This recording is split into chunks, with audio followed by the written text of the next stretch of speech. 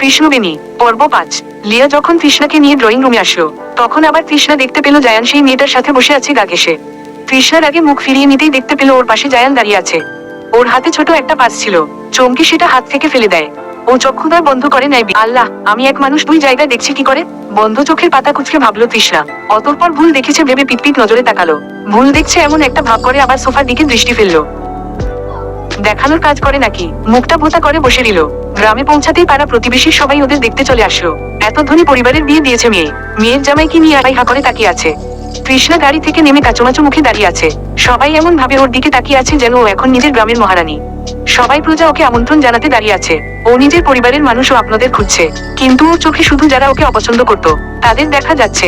ভিড় ঠেলে তৃষার বাবা এসে দুজনকে নিয়ে গেল। ওরাতে চলে গেল ভেতরে। তা দেখে পাড়া প্রতিবেশী সবাই ফিসফিস করতে লাগলো। এত ধনী বাড়িতে বিয়ে দিল তারা কিনা খালি হাতে এসেছে। এর থেকে তো পাশের বাড়ির রুমের জামাই ভালো ভ্যান চালায়, তাও শ্বশুর বাড়ি আসলে জিলাপি নিয়ে আসে। তখনই গাড়ি থেকে ড্রাইভার বেরিয়ে আসে, তার হাতে দুইটা বড় সড়ো ব্যাগ। একটায় মিষ্টির প্যাকেট অনেকগুলো। এত যে নিয়ে যেতে পারছে না, এত মিষ্টি এনেছে যে মনে হচ্ছে সারা এলাকার মানুষকে খাওয়াবে। সবাই চোখ বড় বড় করে তাকিয়ে আছে। একজন এগিয়ে সাহায্য করলো তাকে। বকুল বুক ফুলিয়ে দাঁড়িয়ে চেয়ে আছে সবার দিকে। ওর খুব আনন্দ হচ্ছে, সবাই কেমন ফ্যাকাশে মুখে তাকিয়ে আছে। ও দেখতে পেল সত্যি সুজন এসেছে। ওকে আর পায়কে ছুটে সুজনের কাছে গিয়ে ভেতরে আসতে বলল। সুজনকে দূরে বসা কাঠের চেয়ারে থাকা জায়ানকে দেখালো। জায়ান খুব রাজকীয় স্টাইলে বসে আছে, পায়ের উপর পাতুলে। মুখশ্রী যথেষ্ট গম্ভীর করে, কপাল কুচকে এদিক ওদিক দুই একবার তাকিয়ে চুপ করে বসে আছে ফোন হাতে। দেখেন বুবুর জামাই, আমার দুলা ভাই। সুন্দর কত! গর্ববোধ জন বকুলের দিকে তাকিয়ে বললেন, হরে ঠিক কয়েছিস, তৃষ্ণা অনেক সুন্দর যাচ্ছে। আমারে একটু তৃষার লগে কথা বলিয়া দিবি? কেন, আমার বুবুর লগে আপনের কি কথা? ও তো আবার শহরে চিনা যাইবো গাদারি। তাই কথা বলতেই চাইছিলাম একটু। আবার কবে আসবে দেখা তো আর হইব না মনে হয়। আচ্ছা দেখি বুবুরে বলবনি, যদি দেখা করতে চায় তাইলে দেখা করেন। সুজন চলে যেতে ধরলো, বকুল বাধা দিয়ে দৌড়ে চলে গেল মিষ্টি আনতে। সুজনের হাতে মিষ্টি দিয়ে হাসলো আর বলল, আমার দুলা ভাইয়ের আনা মিষ্টি খান। সুজন নিবে না বলেও নিল। তারপর চলে গেল। যাওয়ার আগে আরেকবার জায়ানের দিকে চেয়েছিল। জায়ান তখন চোখে সানগ্লাস পরে উঠে দাঁড়িয়েছিল। এছিল তাই এখন মায়ের বুকে মুখ বুজে বসে আছে। এই 3 দিন কি কষ্টে ওর কেটেছে ও বুঝাতে পারবে না। তৃষার মা মেয়েকে শান্ত করে মেয়ের জামাইকে ঘরে নিয়ে এলো।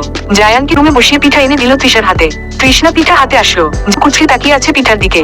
কি হয়েছে অমন করে তাকিয়ে আছেন কেন? ভালোবাসা আছে মনে এসেছে, কিন্তু কি জানতো এখানে আসা ওর জন্য বিপজ্জনক হবে। বকুল তৃষ্ণাকে আর সুজনকে কথা বলতে দিয়ে দৌড়ে চলে গেল দেশ খেতে। মানিতে বলেছিল। তৃষ্ণাকে দেখে সুজন অপলক দৃষ্টিতে তাকিয়ে আছে। তৃষার গলায় স্বর্ণের গহনা, গায়ে দামি শাড়ি, কি সুন্দর লাগছে। লম্বা চুল বেনি করে পিঠে ফেলে রেখেছে। তৃষ্ণা হাসি মুখে বলল, কেমন আছো সুজন ভাই? সুজনের বুকে রক্তক্ষরণ হচ্ছে, কিন্তু সেটা বাইরে প্রকাশ করলো না। বুকের চাপা ব্যথা বুকেই চেপে রেখে মুখে জোরপূর্বক হাসি এনে বললেন, আছি। তুমি খুব সুখেই আছো তাই না? কত বড়লোক বাড়ি বিয়ে হয়েছে, সুখে তো থাকবেই। আমার ভাবনার থেকেও তারা বেশি ধনী জানো সুজন ভাই। কিন্তু তারা আমার মতো গরিব মেয়েকে কেন বউ করলো?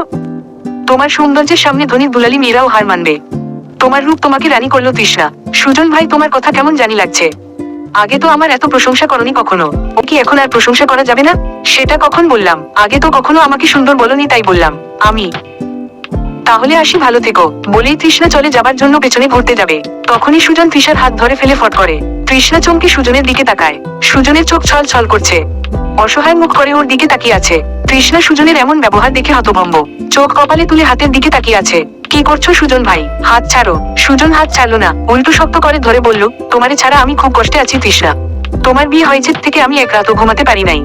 ওই বড়লোক স্বামী পেয়ে এই গরিব গেলে এইভাবে। তৃষার চক্ষুদয় বিস্ময় বড় বড় হয়ে গেল।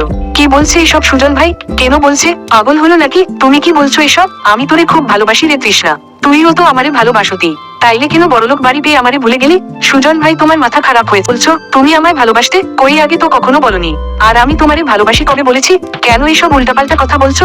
হাত ছাড়ো আমার। সুজন হাত না ছেড়ে ভালোবাসার কথা বলে যাচ্ছে না, ছটফট করছে ছাড়াতে। কি বিপদে পড়লো, কেন যে আসতে গেল? সুজন ভাই এমন পাগলামি করবে জানলে কখনো আসতো না করতে। দুজচ্ছে নিজেদের তর্ক বিতর্ক নিয়ে।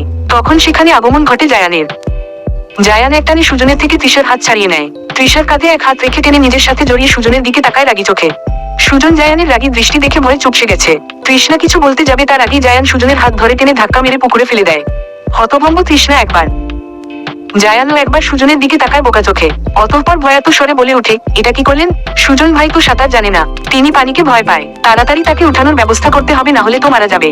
জায়ান বললেন, চুপ। তৃষ্ণাকে টেনে বাড়ি নিয়ে এলো। টিউবওয়েলের কাছে বালতি ভর্তি পানি ছিল, সেই পানিতে তৃষার যে হাত সুজন ধরেছিল সেই হাত ডুবিয়ে ধরে ঘষতে লাগলো। এসব কি করছেন? হাত জ্বলছে। ওদিকে সুজন ভাই মরণাপন্ন, তাকে কি মেরে ফেলতে চান? জায়ান নিষ্ঠুর গলায় বললেন, সে মরে গেলে আমার কি, বিপজ্জনক মানুষ বেঁচে না থাকা বেটার। কৃষ্ণবেণী ষষ্ঠ পর্ব দেখার আমন্ত্রণ রইল। পরের পর্ব তাড়াতাড়ি দেখতে চ্যানেলকে সাবস্ক্রাইব করুন।